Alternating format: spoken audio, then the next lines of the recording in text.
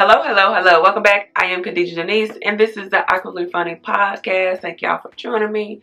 So today I want to celebrate my 1 year of celibacy. Woo! I mean, it really hasn't been that difficult because dating is... you know what? I'm not going to say dating is trash because I want to start speaking positivity about anything that I may encounter in my life, whether it be good or bad. And so previously dating has been trash, but it's just been trash. And that's just what it is. The men I've been running to, trash. So everybody is a celebrity. Everybody is a main character. Everybody is just doing too much. So I do live in a small town now. I moved out of Houston, and that made it way easier. And no knock to country boys or people who live in small towns, but I do find that if people are not open-minded, and that's either way, if you come from a big town, a big city, and you're not open-minded to people from small towns, vice versa, even other countries, other cities, whatever, there's going to be some type of disconnect. And these country boys out here, we just not in the same lane. We're just not in the same lane. And I've had dudes make fun of me about the way that I talk. I'm just like, let's do something. It's Sunday fun day. Let's kick it, let's get out here. We outside. What are you talking about? I'm like, it was just, you know what? I'm good on you. I'm good on you. And so, not to say that there's a shortage of men in smaller towns, but the population is definitely different. The dynamic is definitely different. The lifestyle, definitely different. Because if you live in a small town, it's not going to be the same nightlife that it is in Houston or in Miami or Atlanta, DC, the major cities. You're not going to have something to do every day of the week where you're constantly meeting people, right? You're not going to have Sunday fun day. You're not going to have what we call Mondays. I don't know what we call Mondays. Taco Tuesdays, Wing Wednesday, Thursday, steak night, Friday happy hour, Saturday just regular night, and Sunday we doing it all again with the brunch, right? So you're constantly going to be out. You're constantly going to be out meeting people. And let's be real. It's some beautiful people in Texas. It's some beautiful people in Houston. Let's be real about that. So more opportunities to meet people, things of that nature. Even when you go on the apps, it's different.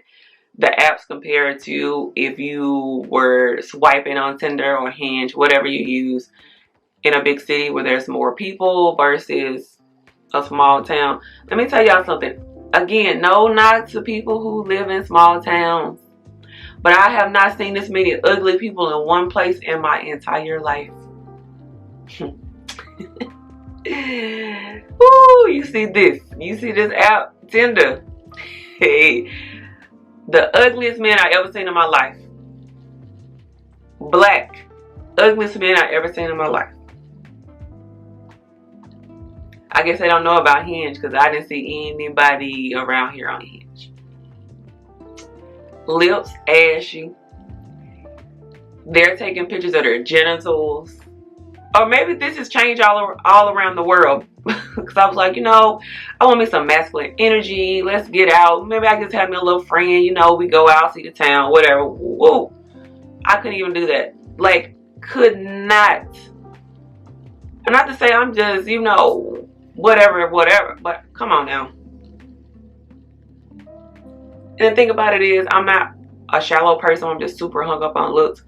But if you getting on this app, and you taking pictures in your bathroom dirty, your lips ashy, your face ashy, your hands ashy, you smoking dope, you throwing up the middle finger, you holding up money, your pants hanging off your ass, I'm good. Like,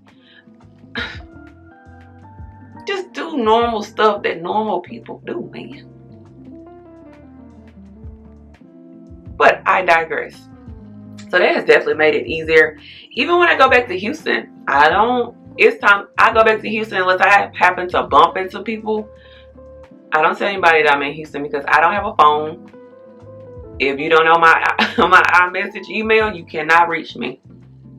I'm not on social media, and that makes it easier too because you don't have anybody sliding your DMs. But I don't post pictures. So I feel like if you are looking to go on a celibacy journey, you can't say that you're single and not be celibate. Those don't go, like, you can't say that you're single and you're not celibate. You can't be single if you sexing on somebody's son. That don't work. You're creating soul ties and probably a lot of other ties that you shouldn't be creating. It does not go hand in hand.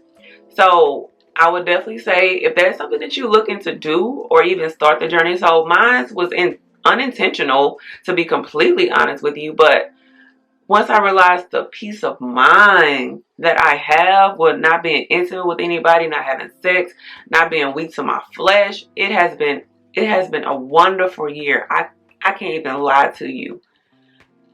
And the biggest benefit of being celibate, when you remove sex from your life, you clearly see things and people for what they really are. Like, a lot of people let sex get sexmatized and clear their judgment and clear their minds. I mean, not clear their minds, cloud, y'all know what I mean.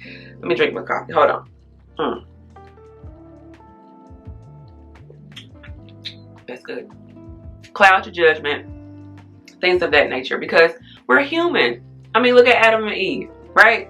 If you believe, don't believe, whatever. Our flesh is weak, y'all.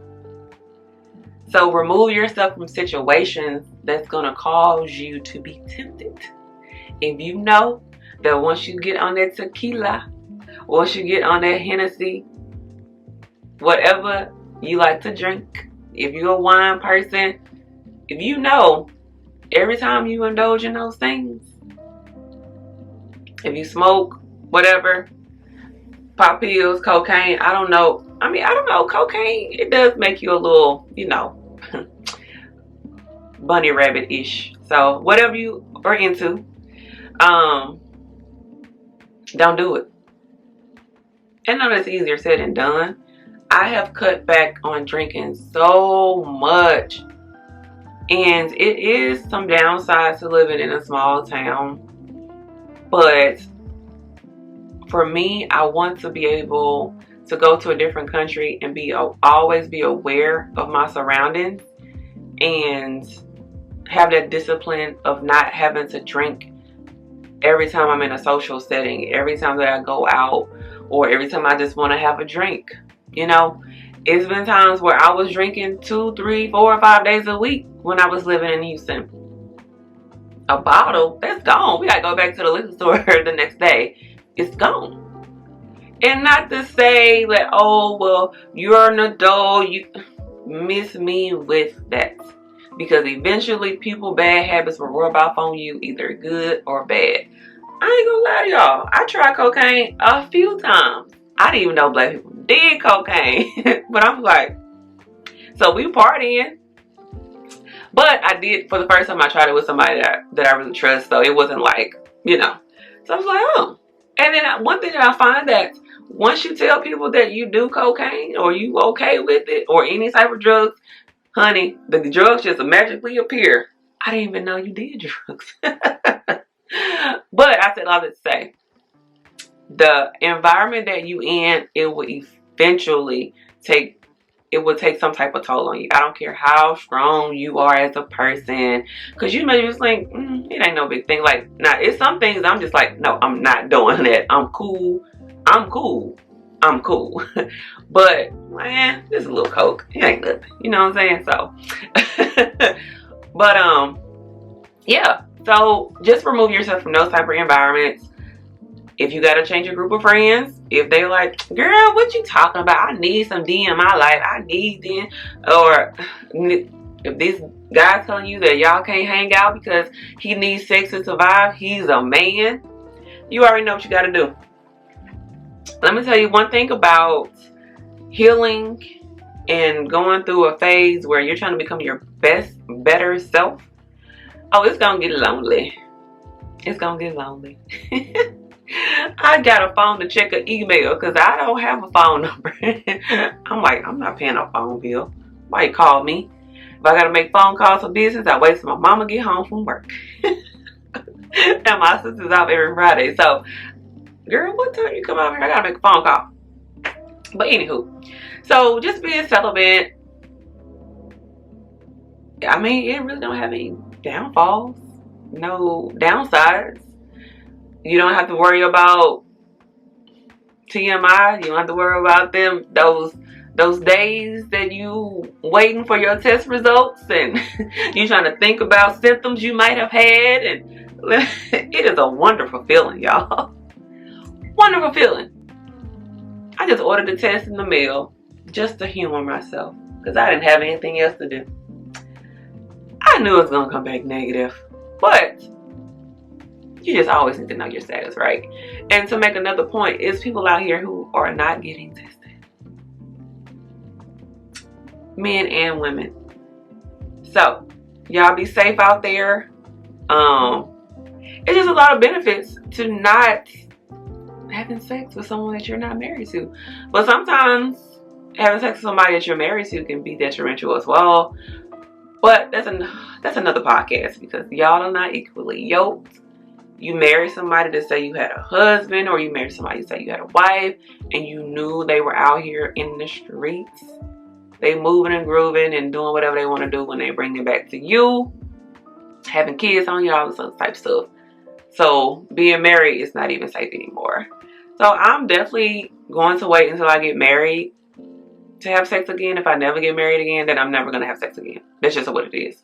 And the thing that I am finding that I don't even want to date right now because I have not become my best version of myself yet. And I probably won't ever just become the best because all the time I'm going to be continuously growing. But until I think that I have made it to the point where I need to attract the right type of man, the right type of energy into my life, I won't be dating. And I won't be having sex. Because a lot of times we date based on where our mental is. Because it's a lot of people who shouldn't even know my name. Ugh. And I wake up in the middle of the night and I just be so disappointed in myself that I did that. But anywho, you date where you are in your life mentally, right? So if you hear it all the time, trauma bonding. We're trying to trauma bond, and it's just a traumaful situation. I'm not really sure if that's the word, but y'all know in this podcast I make up words. I do my own thing. I stay in my own lane. And I think that is really much it. I don't have a whole lot to say on this. I don't want to keep this too long. But if you are looking to be celibate, I would say definitely do it. And just remove things that may prompt you to indulge and become weak in the flesh. And you may backslide just like with anything. But you're human and it'll come. It'll get better.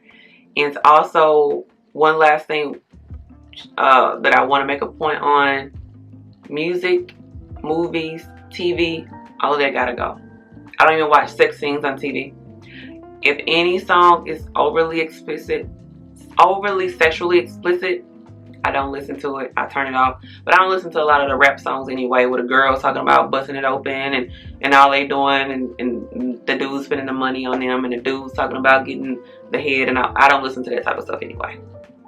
But in the event that just something pops up and I'm listening to it while I'm working out, I'm like, nope, So that's another thing. Your environment, your circle of friends, if you need to have people who is going to support your decision, because it's not an easy thing, especially if you are in your 20s. Well, no, I'm going to say 30s, 40s. You've been having sex for at least 15, 20 years. That's not something just to stop. That's not easy. Just stop all of a sudden. So the music, the movies, the stuff that you're listening to, if you're indulging in something, alcohol, drugs, is causing you to be promiscuous or just make bad decisions when you're indulging in these things. Now, that's one thing if you're sitting at home. But at the end of the day, how many times have we been drinking at home, got drunk, and text somebody? Y'all, I'm going to say this, I'm going to let y'all go. One time I got drunk at home, I had 3 niggas at my door, man. The Ring camera can prove it. I would not lie to you. I was knocked out. Sleep. So even drinking at home is not safe. So if that's one of the things that's one of your downfalls, just try to stop it altogether. Limit it to just try to stop. And that's one of the things that really causes you to make bad decisions. And a lot of us, you know, it's the alcohol. Blame it on the alcohol. But we can't keep blaming it on the alcohol, because we're going to keep creating soul ties. We're going to create babies, toxic situations. Y'all know it's STIs, STDs, all types of stuff. So it's a number of reasons that, you know, we should not be indulging in these things if we are not happily married. Happily married. Not just being married to say you're married. Okay? So that is it. That is all. I'm going to keep it cute, keep it short. Hopefully I wasn't rambling all over the place, because I'm on 10 of this coffee, y'all. I put too much stuff in here. But as always, y'all be safe. Protect your energy. Protect your peace. Until next time, I love y'all.